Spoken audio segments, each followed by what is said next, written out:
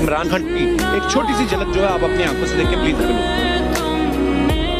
दुनिया की तारीख में बड़े बड़े अमीर लोग आए, कोई आज दुनिया एक अमीर आदमी को याद रखती है, कोई आपको याद है अमीर आदमी आज है, जैसी वो मरता उसके बच्चे ही उसको भूल जाते हैं, बाकी दुनिया तो छोड़े। दुनिया उस इंसान को याद रखती है जो इंसानों के लिए कुछ करके जाता है। इसलिए 100 ग्रेटेस्ट मैन की जो एक किताब है उसमें नंबर 1 हमारे नबी सल्लल्लाहु अलैहि वसल्लम, और हमें कुरान में कहा गया कि उनकी जिंदगी से सीखो।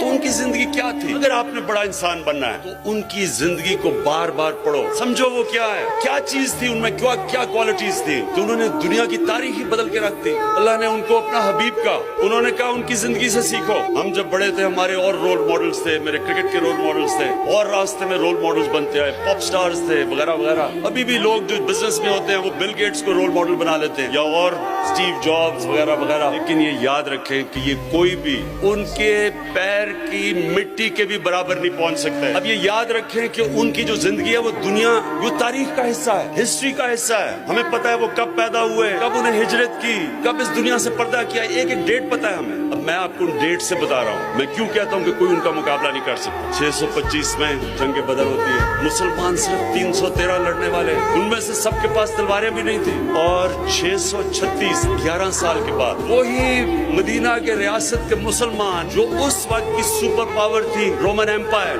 सिर्फ 11 साल के बाद बदर के, जिधर सिर्फ 313 लड़ने वाले थे, रोमन एम्पायर की जो बैजेंटाइन एम्पायर की जो सदर्न लीजन थी वो 1 लाख फौजी थे और लेटेस्ट हथियार थे उनके। तो 11 साल के बाद यारमुक की जंग में वो घुटने टेक देते मुसलमानों के सामने। ये कोई ग्रीक मैथोलॉजी नहीं है, ये तारीख है। और 638 उसके 2 साल के बाद जो दूसरी सुपर पावर थी पर्शियन एम्पायर, वो कुदसिया की जंग में इनके सामने घुटने टेक देते। तो 13 सालों में, जंग बदर के 13 सालों के बाद दुनिया की सबसे अजीम कौम बन जाती है। क्या किया था? कभी कोई आपने कहीं ऐसी चीज सुनी है कि कोई इतना ऐसा इनकलाब आया हो और फिर वो सिविलाइजेशन अगले 700 साल तक सबसे बड़े साइंटिस्ट मुसलमान थे, और वो दुनिया की सबसे बड़ी तहजीब थी। मुसलमानों का कैरेक्टर उन्होंने ऐसा बनाया, इंडोनेशिया और मलेशिया में मुसलमान ताजरों को देख के लोग मुसलमान हो गए। ईमानदारी थी उनकी, सच्चाई थी।